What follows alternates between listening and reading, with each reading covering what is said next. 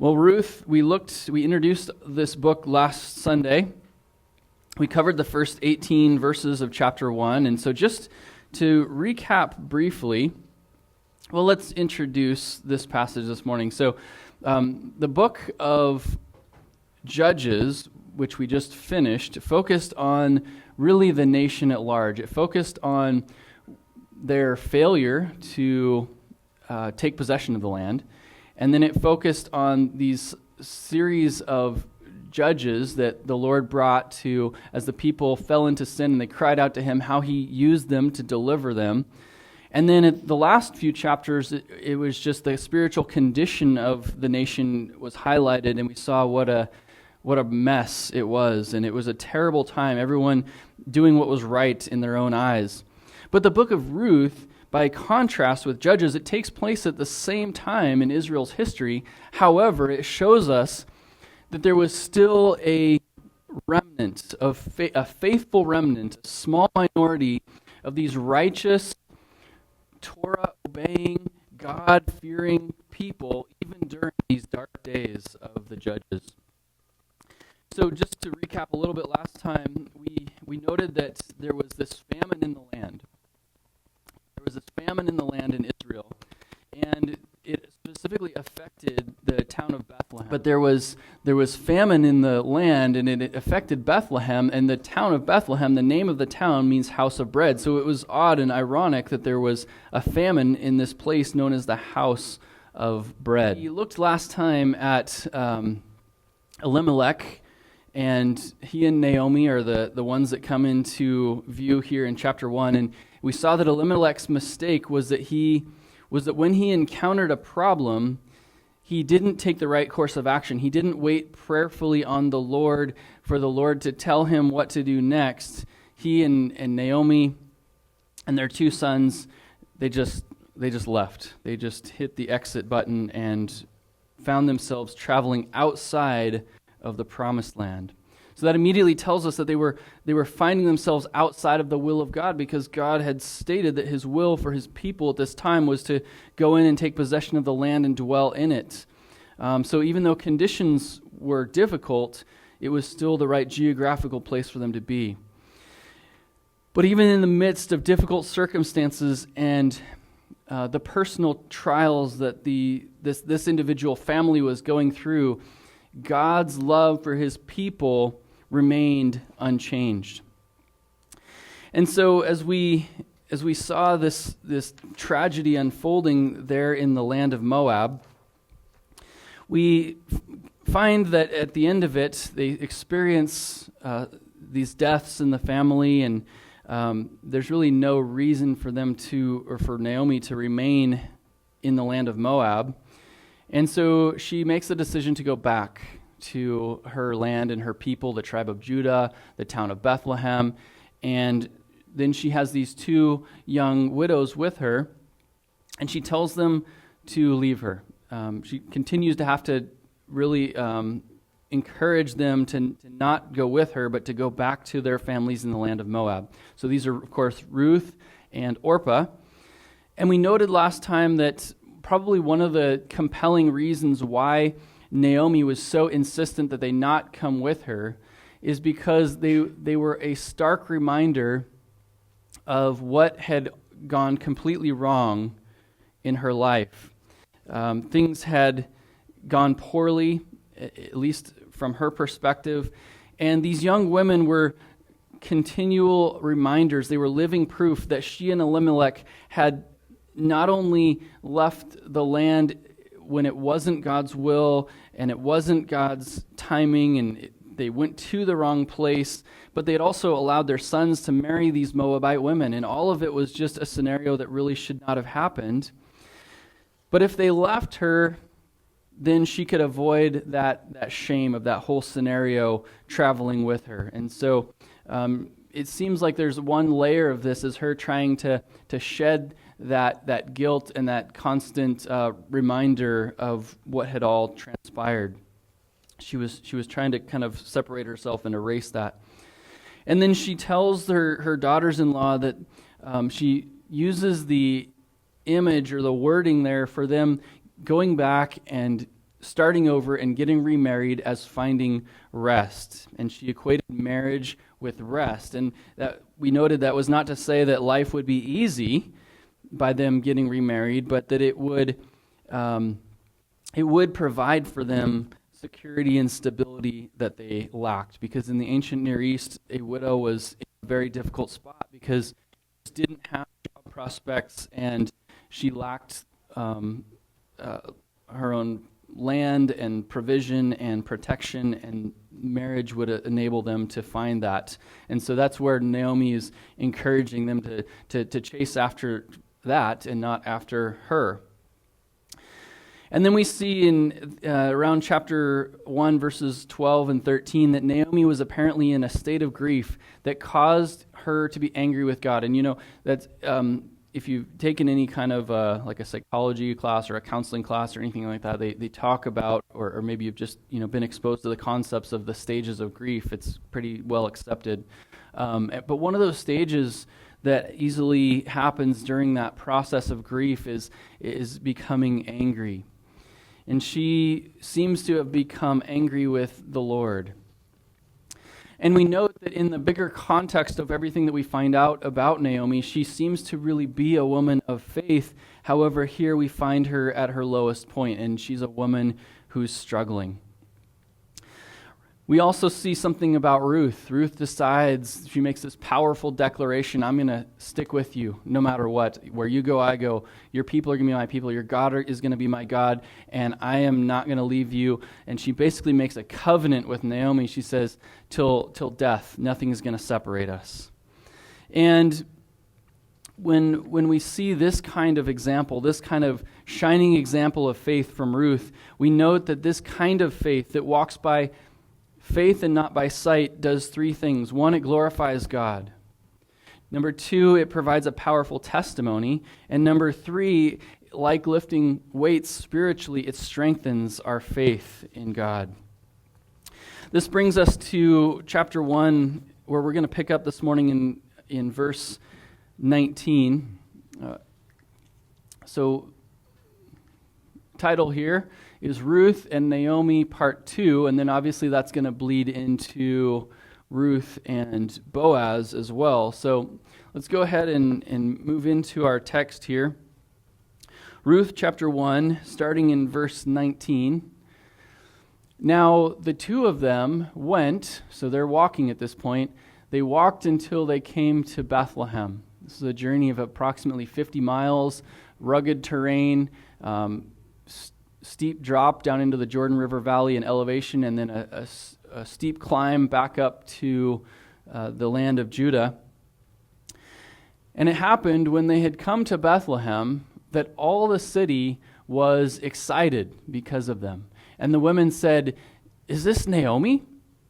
So the first thing we see is the first word of this verse, verse 19, is this word we also noted earlier in chapter 1, Vayhi, and it was. And it came to be, came about, and it happened, however your version renders this word. But basically, and it was, it serves as kind of a chapter marker, as it were, in this story. It gives us the next segment of what's happening here. And we find at the end here, the whole town of Bethlehem is abuzz. They're excited with commotion. There's this commotion at Naomi's return. And they can't believe that she's back. They wonder if it's even her. Some time has gone by. She's obviously gotten older, and maybe the effects of everything that she's been through has even had an effect on her physical appearance. But nevertheless, they're excited that she is back.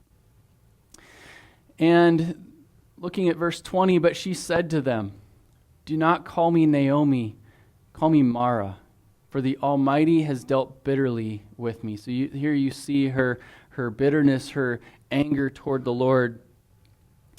Naomi, her name means sweetness or pleasantness. But every time someone would say her name, it was just this stark reminder. We don't do this often enough with our names in English, but sometimes we do. Somebody's name might be Joy. Well, on a particular day or in a particular situation, she might not feel very joyful. And this was Naomi. Every time she heard her name, she said, I don't resonate with that name. Call me Mara. Don't call me pleasant, call me bitter. Because it was so antithetical to how at this point she's feeling about her own life. Instead, she insists on this alternate name because her life circumstances felt bitter and she felt oppressed by the Lord and just consequently depressed. I think she's dealing with some real depression here. It seems, as we look at some of the details, that maybe that's more of a modern term. They used to call it melancholy back in the 19th century, and it doesn't really get any kind of a name here, but maybe we can all relate to that, at least on a certain level right now. You have seasonal affective disorder, sad. You feel lethargic. You don't feel like doing anything. You feel depression setting in. And I think that was some of what Naomi is starting to experience at this point. And she tries to look at her future, but all she sees is a future of loneliness and helplessness and poverty and ruin. And I think there's just such a powerful point to be punctuated here for all of us, and that is that and it happens so easily for us to slip into that, of looking at our circumstances and focusing on our circumstances and seeing the things that overwhelm us, and they seem overwhelmingly bad, and we can't see any light at the end of the tunnel, and it just starts to seem crushing because our focus has shifted, even if we haven't realized it, on to our circumstances and off of the Lord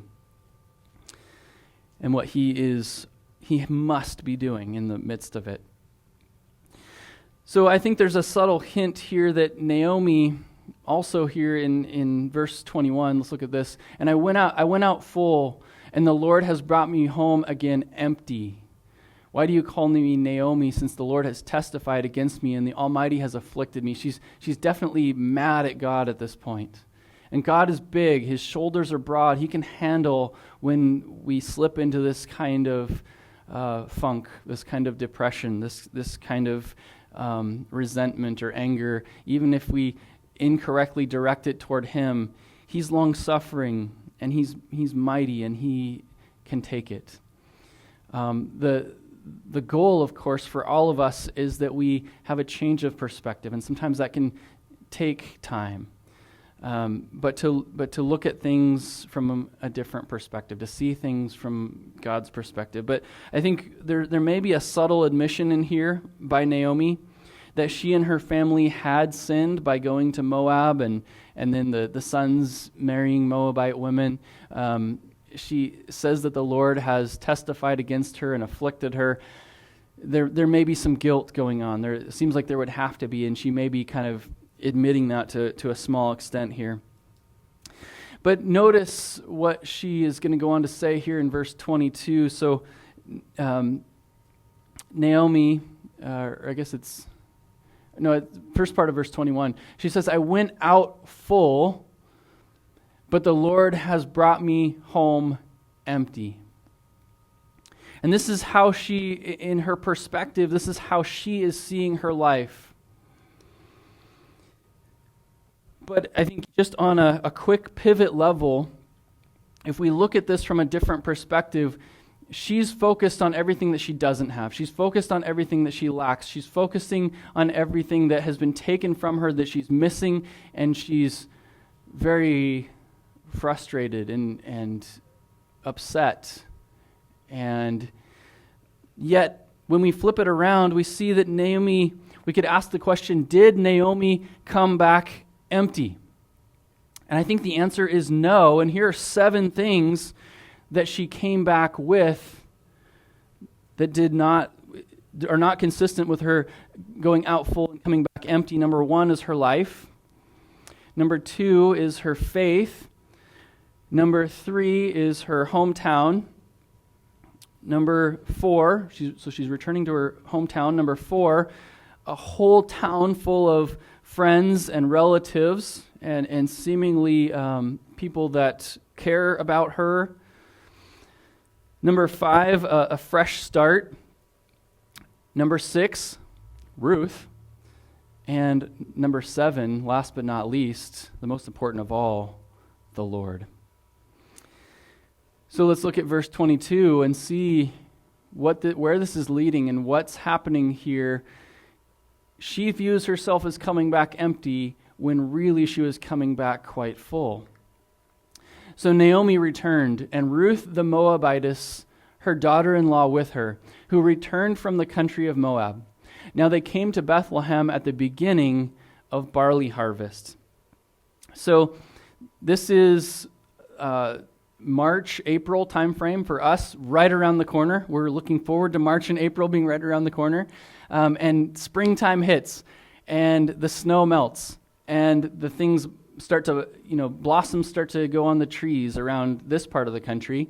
But in the country of Israel, they're able to have a crop growing during this time, and it's the barley crop, and it's about to be ready for harvest here in the springtime, March into April. So it's springtime, and it's barley harvest in Bethlehem, and the whole community was feeling optimistic and joyful and was thanking God for his goodness. Now, Naomi doesn't feel that. She doesn't feel like she can enter into that. And I think that what we're going to see is everybody outside, everybody excited, everybody engaged in the harvest, and Naomi seems to be sitting back. She seems to be sitting back at home in the springtime. Spring was a time of, as it always is, of new beginnings. But it wasn't just limited to crops, because the Lord was doing the same thing in Naomi's life, even though she couldn't see it, or at least as of this point, she doesn't yet know it. I love this quote. I'm going to put it up here from Warren Wiersbe. He's always good for great quotes. He says, "Before God changes our circumstances, he wants to change our hearts. Because if our circumstances change for the better, but we remain the same, then we will become worse." Such a powerful reminder of what God is doing. And so much of what he's doing we don't see, we're unaware of. And so as our circumstances weigh on us, and we feel like we're caught under the weight of things that are out of our control, that's how Naomi felt. But God was 100% at work, and he was doing big and powerful things. So as God does this work in our lives, we sometimes beg him to change our circumstances. We beg him to do something. But sometimes he's allowing those circumstances to continue, to not be removed because of what he's doing in our lives. He's changing us. He's using the screw being tightened to change us. So by way of application for us, God can't produce the fruit of the Spirit in us by keeping us comfortable. The painful things he brings into our lives are not random or purposeless, but powerful and strategic. His will for us is that we pivot from panic and fear and bitterness and control to peace and faith and contentment and trust. And that's really the power of the Christian life right there, is that God is doing great things, and so many times it's a process of us having a change of mentality. We're not seeing it yet here with Naomi. She's still struggling. She's still caught up. She's still depressed. But it's gonna come around over time. But for us, that's the challenge. That's the struggle. That's the crux of it for all of us. Let's look at verse 1, moving into chapter 2 here. Now, this is where the story starts to get really interesting, doesn't it? We're told a bit of information here right off the bat. Now, there was it says it's a relative here of Naomi's husband, but the Hebrew word is yada, and it's actually an acquaintance. There was an acquaintance of Naomi's husband, also rendered here a man of great wealth, of the family of Elimelech. His name was Boaz. Now, it says in this is the New King James, and also in the Spanish there, hombre rico, same idea, that he was a rich man. But that's not actually what we have in the Hebrew. It says he was a Gabor Chayil, which is a really interesting little phrase, because we've already run into it twice in the book of Judges, describing both Gideon and also Jephthah by this same phrase. And in both of those instances, it's rendered a mighty warrior. So generally what happens is that the commentators, I think the King James, the Old King James, gets a little bit closer. He was like a mighty man who's wealthy, something to that effect. And so a lot of times what the commentators do is they try to best interpret it based on the details that were given here. And so he was a relative, he was an acquaintance. This must be talking about him and his social position, which is certainly not a bad rendering. But I do have to wonder if maybe the most common rendering of this phrase is actually the one in view. That what if he was a mighty warrior? Because at this time there's enemies all around, and all of the men would have been needed to fend off attacks from the Canaanites from time to time. And there were obviously, as we know from the time of the Judges, all kinds of incursions into Israel that had to be repelled, and there were battles going on. And he's described as a mighty warrior. And I personally think that that's the best rendering to go with, that he's a war hero. That in the Old Testament, you might recall back in Abraham's day, Abram, he has these Abram's mighty men. He has these small band that are able to be very effective as, we would call them maybe special forces today. They're a small group that can go toe-to-toe with a much larger foe and prevail. And they're described as men who were trained in warfare. They had been trained in war. Boaz, I presume, had the same kind of military training and aptitude, and it might mean that in his younger days, he was a war hero. He was somebody who had prevailed in battle and had that reputation. And the reason that I think this is so compelling and so interesting, and it's just such a small detail here as we're introduced to this man, but think about just a few generations from him, the ones who would come after him, and most notably, David. He obviously didn't just happen to come upon military prowess out of nowhere. He presumably had some kind of example through his family's history. The first king of Israel is described, Saul, is from the tribe of Benjamin. And he stood a head and shoulders above everybody else. Probably was the one who ideally would have been the one to go up against Goliath, and yet he was timid, and he wasn't willing, and he was afraid, and he had come from the tribe of Benjamin. Look what we just found out about the tribe of Benjamin and their horrible mess. They almost got annihilated here at the end of the book of Judges. He didn't come from a tribe of warriors. They were left-handed, they were proficient in warfare, but by that point, they had gotten decimated, and so Saul may not have had that same background. I think this is just a really interesting detail that may give us some information about Boaz that we normally don't think of. But anyways, let's keep going. He was of the family of Elimelech. He's an acquaintance.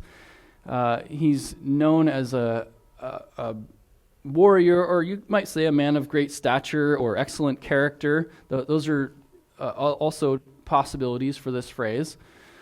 He was an important man. He was a regarded man in this town, and he was also of the family of Elimelech. So Naomi, who's feeling hopeless, now we're introduced to this man who is a relative of hers, and his name is Boaz. Let's move on into verse 2 here. So Ruth the Moabitess said to Naomi, please let me go to the field and glean heads of grain after him, in whose sight I might find favor. And she said to her, go, my daughter. So there's so much here. It's notable that Naomi continues to be sitting at home. Ruth it's springtime. She wants to get outside. She's getting anxious. And it's also possible that they're getting very, very hungry. I think what we see here is Naomi continuing in her grief. She also may be suffering from depression. And one way or another, Ruth has come to understand the biblical concept of gleaning. And so she asks Naomi permission to go out and give it a shot. And this may be, we oftentimes think of, she's just, this woman of great initiative and she's hardworking, and I think all of this is true, but she also, at this point, may be quite desperate. The pain in her stomach may be real. So, I think also there's one more component to this in Ruth asking Naomi to go out and glean, because typically it would be both of them going out to glean. They're both widows. They're both in difficult straits.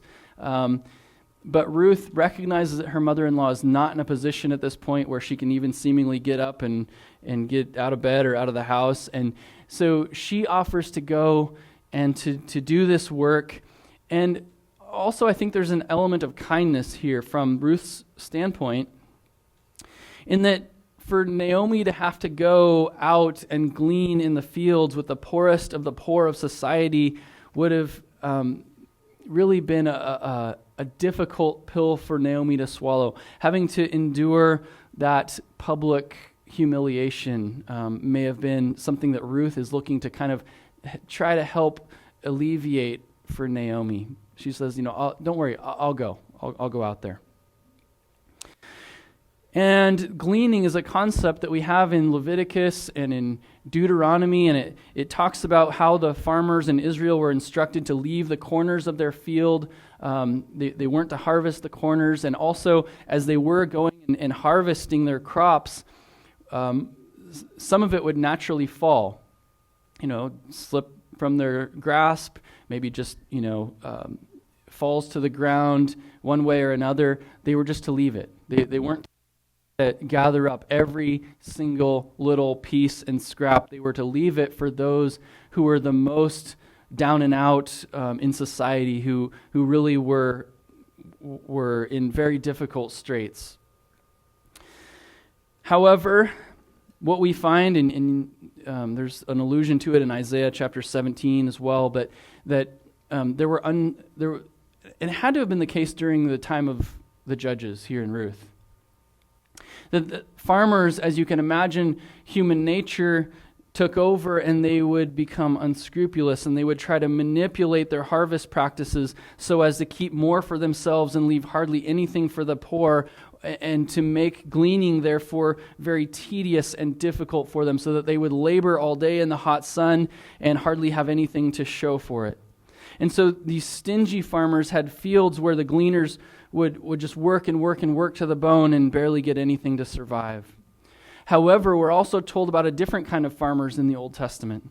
And these were the ones that were generous. And here's a great example here with Boaz. And they were said to have left as much as 1/4 of their field for the gleaners. So they would be content then to live off 75% and to just give over the other 25% for the poor living among them. This brings up such a great point of application for us, that generosity can't be measured in dollars earned or pennies saved, because generosity is located exclusively in the heart. God's will for us is to reflect His heart by relinquishing our claim to what is mine. And obviously that's a nuanced statement, because property ownership and personal property is a very biblical concept. But in terms of the concept of generosity, there's a big difference between, no, that's mine, and yeah, I can help, I can share. So He deals with us in His grace, and His will for us is that we seek to err on the side of what's generous and deal with others according to compassion, grace, and mercy. So just this concept of generosity being so at the forefront here in this passage, and such a powerful principle for us to take and to seek to apply in our own lives, mimicking God's own heart for us, a heart of generosity, and how we can apply that to others that the Lord places in our path. Let's move on to verse 3. Then she left and went out and gleaned in the field after the reapers. So this is kind of an introductory statement, and then we'll get some details filled in. And she happened to come to the part of the field belonging to Boaz, who was of the family of Elimelech. So what's interesting here is that the Hebrew word, she by chance chanced, is kind of the word. She by chance happened to end up in this particular field at this particular time, in Boaz's field. And in the book of Ruth, it's kind of, it brings a smile to your face as you read it, how these various details and circumstances are presented to us. They're presented to us so many times in these terms of just happenstance. And what's really going on, though, is that these circumstances are all part of what we could call God's unseen hand. So from the perspective of most people observing around, it looks just random. It looks like random chance that she just ends up in this field. And maybe even from the perspective of the character, from Ruth's perspective also, maybe she's really just completely unaware that she's happened to end up in this place, and if she does reflect on it, she just thinks, I just happened to walk to this particular field and it seems random. However, from God's perspective, they are not coincidences, because He is providentially guiding and bringing these events to pass at exactly the right moment, exactly the right way, and at exactly the right time. And that's so powerful in all of our lives when we think about God working in this way, because so much of, even within the Christian world, there's just an underlying perspective of so many Christians of just, things must all just kind of happen by chance, and so I have to maybe make them happen or hope for the best as I deal with just random circumstances. But in the perspective of God, He is the one who's guiding and directing and making all of these things come to pass, that these two, their paths come to cross, that she ends up in Boaz's field, not just of random chance, but because God is directing. And so as Ruth steps out in faith, she moves forward by taking the initiative to go out and glean in the field according to the exact provision provided in the Torah. We see that God is actually guiding her steps. And so that's, I think, just a beautiful harmony you see coming together. That she's taking advantage of a provision that God has placed in there. And to her and everyone else around, it seems random, but it's actually all God. And He's guiding her steps. He's guiding Boaz's steps as well. Now behold, Boaz comes walking up from Bethlehem, so the field is presumably outside of the core of town, which is typically the arrangement. The houses were in the town behind the city walls, and then the fields were outside the city walls. And so he comes out from town. He's maybe just made a run to the bank or whatever he's been doing, and he says to the reapers, "The Lord be with you." He uses God's covenant name, Yahweh or Jehovah. And they answer him, "Jehovah bless you." So from this point, we see Boaz's speech was the language of faith. He's a man that's the first thing we hear come out of his mouth. And his focus, as we're going to see, is on doing some really important things. Let's move on to verse 5. But first of all, we see how he interacts with his workers, how he treats his employees.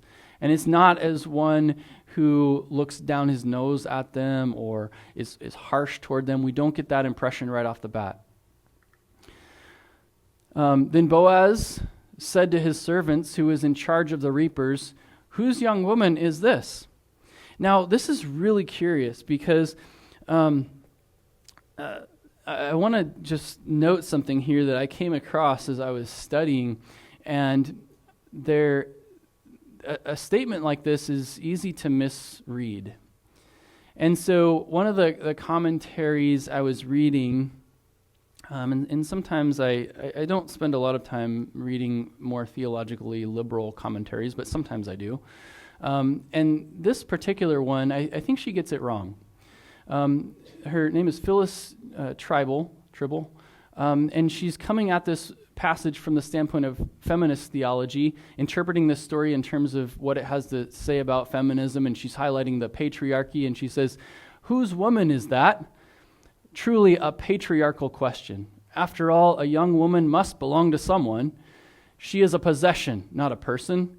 Thus, Boaz does not ask her name, but rather the identity of her owner. So you can see she's looking at this statement here in verse 5, at the end of verse 5, whose young woman is this, as being a very oppressive and harsh, maybe even dismissive, patriarchal type of question. However, that's looking at this passage all wrong, through the completely wrong lens. And so if we look at it through the right lens, not of feminist, so much of the interpretive problems people get into is because they bring a certain theology to the text. So whether it's feminist theology, liberation theology, gay theology, whatever it is, they're bringing all these things to the text, and then they're reading things. They end up getting it wrong interpretively because they're bringing the wrong perspective. But let's look at it through the correct interpretive model, which we can call the literal hermeneutics, literal interpretation. The literal, grammatical, historical, biblical theology is going to lead us in this direction. That this is not an example of patriarchy. This is Boaz, the righteous man, being concerned for Ruth's well-being. When he asks the question, whose young woman is this? Boaz, what we're observing here is he's immediately alarmed at Ruth's situation. Whose family does she belong to? In order for her to be out here gleaning, presumably alongside much older widows, does she not have any men in her life to take care of her and provide for her and protect her? So he's concerned for her, and that's the nature of this question. And when you get it in its context of what we're learning about Boaz, the information we're being given about him, this is what you see emerging from him as a righteous man, a God-fearing man, a man of godly character. And so the servant who was in charge of the reapers answered and said, is the young Moabite woman who came, he gives Boaz the answer. It's the young woman who came back with Naomi from the country of Moab. So this is Boaz's foreman who gives him the answer. He's been there with the workers while Boaz has been in town conducting business, and he answers that this is the young woman, and he gives some details, the Moabite woman who came back with Naomi from the country of Moab. And now we'll see in verse 7 what we find after this, and he goes on to give more details. He quotes her. He quotes what Ruth came saying. He says she came asking this question, please let me glean and gather after the reapers among the sheaves. So she came and has continued from morning until now, though she has rested a little in the house. So after first identifying Ruth, she's Ruth, the Moabite woman who came with Naomi, he then quotes her, saying that she had sought permission specifically to glean among the sheaves. Now, this is quite an interesting statement because she's asked permission kind of for something bold. To go after the reapers means to be sort of on the very front lines of the gleaning process. So much so that there could be so much left on the ground at this point that the foreman doesn't feel like he has permission to give her the okay, to give her the green light. And so this kind of request actually has to wait for the owner, Boaz, to come back so that he can pass on this request to him. And we're told some additional details that Ruth, it's unclear whether she's been doing some work initially or she's just been waiting here at the office, basically the house, for this answer before she goes out. And it seems like, at least at this moment, she's kind of waiting here in the shade. And this request is interesting because back in verse 2, when Ruth asks Naomi to go out and glean, she says that she just intends to go glean among the standing ears of grain. So basically, the leftovers, just whatever's been picked through, seeing what she can get. And the presumption is that she had apparently started there. She'd gone looking to see what she could get, and they were really picked over. There just wasn't a lot there. And so she realizes if she's going to get anything to bring home, she's going to have to get a little bit more bold and ask to actually get closer to the harvest and to follow after the reapers and the harvesters. And it's also possible from the details we're given that she looks and she finds the picked over standing grain in the neighboring fields, and so those fields have kind of already been harvested. But then adjacent, here's this field where the harvest is still going on. And so that's what seems to propel her in this direction, is that there's still more barley grain to be had in this adjacent field, and so she just by chance happens to find her way into this field and to make this request of whoever the owner is. Now let's look at the response by Boaz in verse 8. Then Boaz said to Ruth, you listen, my daughter. You will listen, my daughter, will you not? Do not go to glean in another field, nor go from here, but stay close to my young women. So Boaz, the first thing we note about his language, and he refers to her in such a way that would infer an age difference. Because Naomi already uses the same kind of language with Ruth, that they're probably a generation apart. So Boaz is probably a little bit older, maybe a generation older than Ruth. But what we see here is that he not only grants her permission for her to continue through this following after the reapers, being part of his harvest. The barley harvest goes from March to April, and then right on the heels of that is the wheat harvest in May through June. He says, let your eyes be on the field which they reap, and go after them. Have I not commanded the young men not to touch you? And when you are thirsty, go to the vessels and drink from what the young men have drawn. So he basically says, don't go anywhere else. Just stay here and glean here. One harvest is going to lead to the next. Just continue on. Just keep on going. And he instructs her to follow right after his own employees. To go, he says, stay close to my young women. These are the women that are doing the harvesting. So what would typically happen is that the male employees would have the sickles, and they'd be chopping down the grain, and then the women would be the reapers following right behind, and they would bundle it up into the appropriate groupings. And so Boaz likely understood that, I think this is an important detail, that the other gleaners, who would presumably be kind of like, much older widows, that they were still kind of farther behind the pack, and they really didn't have to work super hard. They could just kind of go through at a lackadaisical pace because they were only trying to feed themselves. But here's Ruth. She's trying to do gleaning for two people. She's trying to get enough food for her to eat and her mother-in-law. And so Boaz sees this, and he recognizes that the dire circumstances are doubled, and that this is not an unfair request based on everything that he knows about her and her taking care of her mother-in-law. He immediately grants her permission, tells her not to go anywhere else, and he also...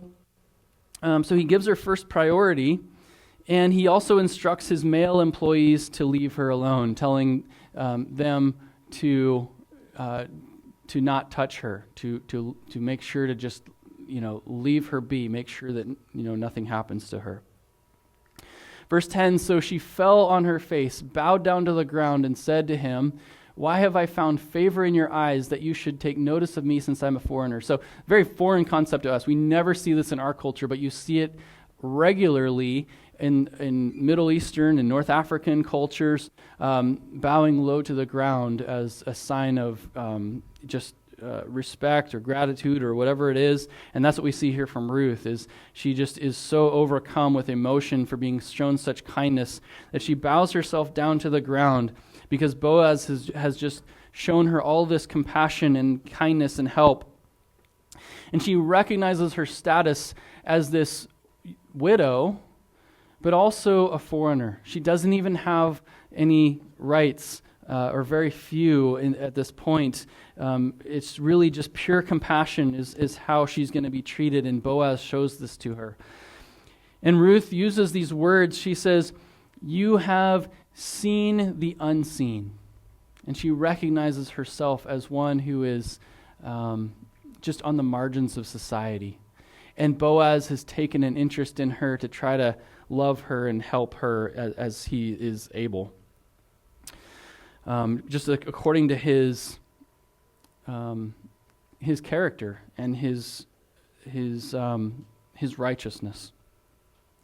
Let's move on to verse 11. And Boaz answered and said to her, "It has been fully reported to me, all that you have done for your mother-in-law since the death of your husband, and now you have left your father and mother and the land of your birth, and have come to a people who you did not know before.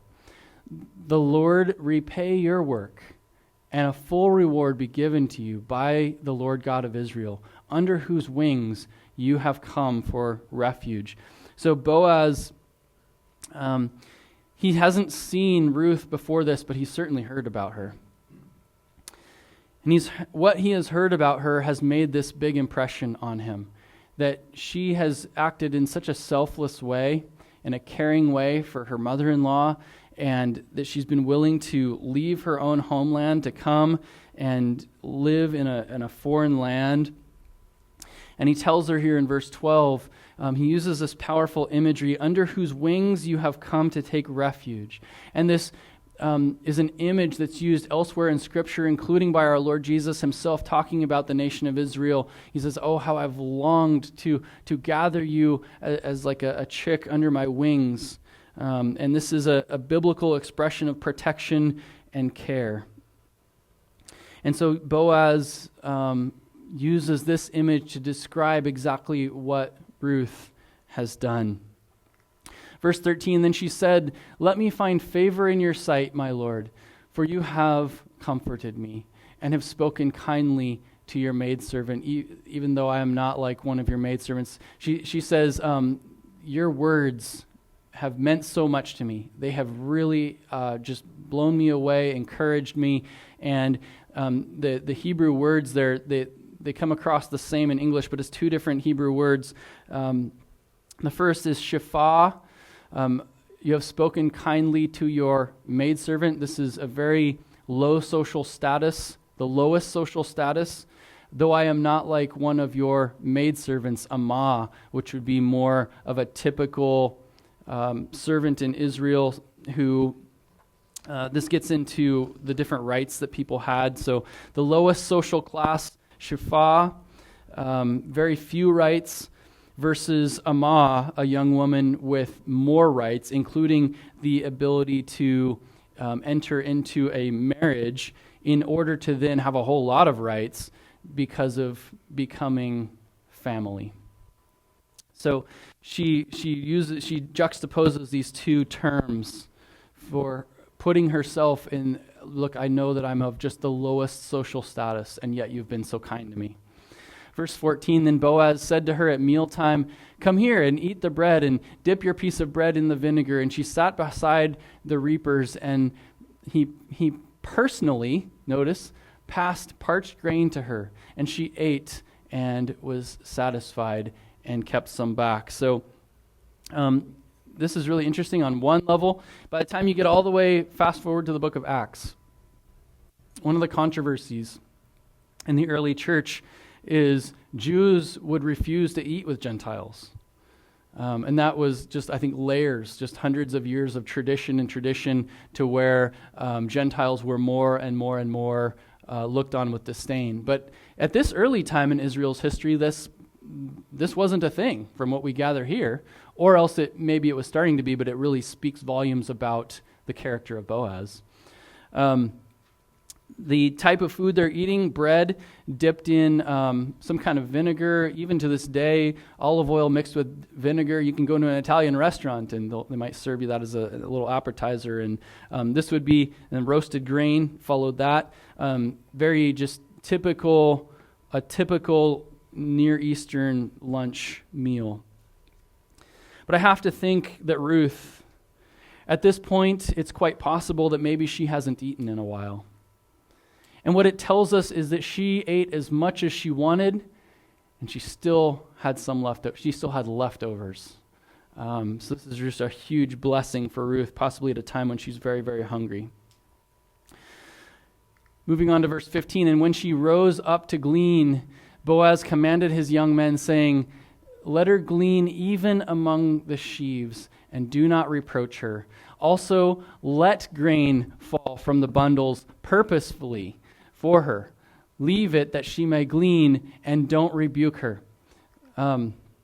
So he gives these specific instructions to his employees to help her, to provide for her even beyond what's required in the law. If we look at Deuteronomy 24:19 says, "When you reap the harvest in your field and forget a sheaf in the field, you shall not go back to get it. It shall be for the stranger, the fatherless, and the widow." So a bundle of grain is worth a lot of money. And this passage says that, this is in the Torah, if one of those falls and you forget it, don't go back to get it. Just leave it. So God is always trying to remind his people to be generous. To the fatherless or the orphan and the widow, that the Lord your God may bless you in all the work of your hands. So generosity was a big component of God's economy in the nation of Israel.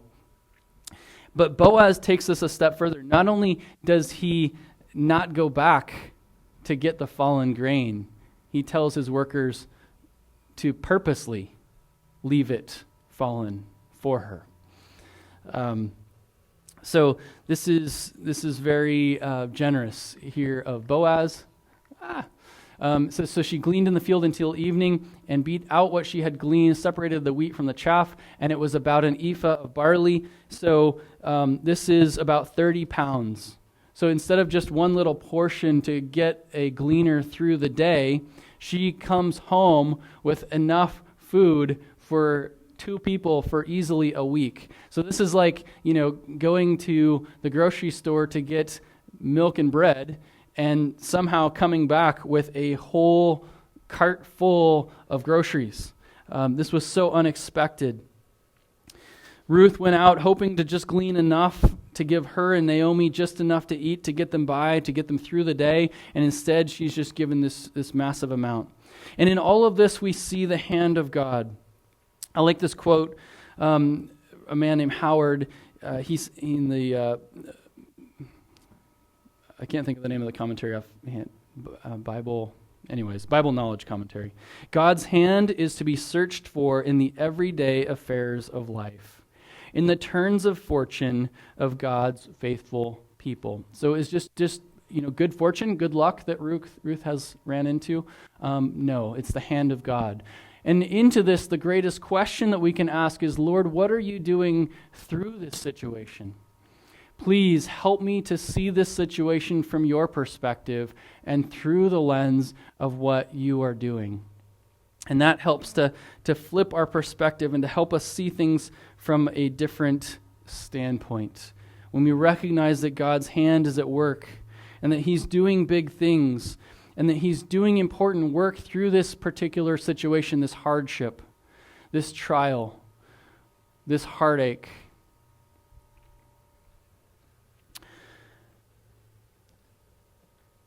And again, just to wrap this up this morning, we're reminded that this is a very dark time in Israel.